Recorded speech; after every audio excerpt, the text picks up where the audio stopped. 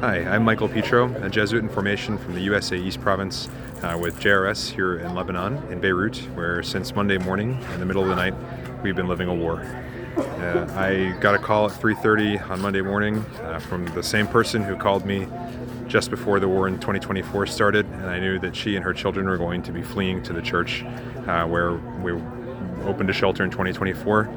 10 minutes later, airstrikes started, and since that morning, we've been running a shelter here in St. Joseph Parish, which is a church of the Jesuits that serves largely migrant workers and minority refugees. Migrant workers here in Lebanon and refugees here in Lebanon have not been able to access government shelters, as millions of people have been displaced by fighting, bombing, and airstrikes in the south of Beirut and in the south of Lebanon. So we are trying to welcome the most vulnerable people here in Lebanon into the church in a response supported by JRS. Currently, we have over 170 people residing in the church, which is more than double the capacity of the church last time. We've been using spaces that we didn't want to use and didn't have to use last time, but it's much harder this year.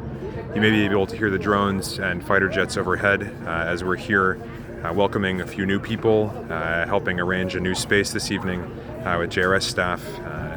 There are children playing here in the parking lot, and if you couldn't hear the jets overhead, you might forget that this isn't just a migrant center, but it's a shelter. The situation here is quite difficult. NGOs that were able to support our response last year for free, now are asking us if we can make contributions. The funding crisis that hit the whole humanitarian sector last year is still impacting us now, and our ability to raise the funds we need to take care of the most vulnerable in Lebanon really depends on the generosity of people willing to support our mission. So I'm living in the shelter as well here at night, trying to support the team, and so I'm very grateful for whatever your support can do here as we try to take care of the 170 and probably by tomorrow night 200 people who are here in the church. We're very grateful, and please pray for us. Thank you.